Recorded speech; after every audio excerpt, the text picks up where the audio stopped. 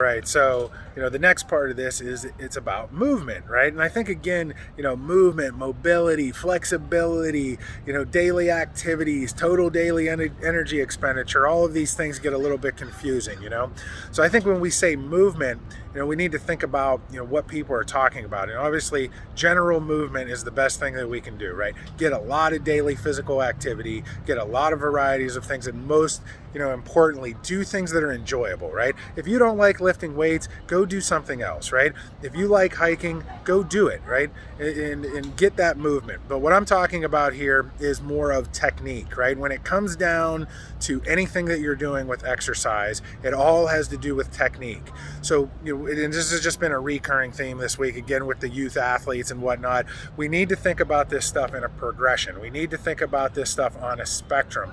And most of what we see right now, especially on social media, are all these advanced exercises and advanced techniques. And people want to rush to getting the abilities to do those, and they usually end up getting hurt along the way. So the first part of anything that you're doing in terms of exercise needs to be to basically perfect that technique. Now, on the other end of the spectrum, you need to do things with variety and have unexpected movements in your life, right? You can't control everything. You don't want to be a robot.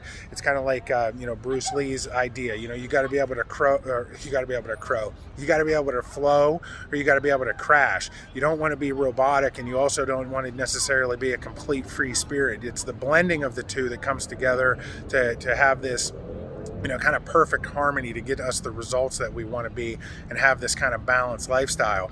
But when we're exercising, we really need to master the techniques of the movements first before we start going and progressing them.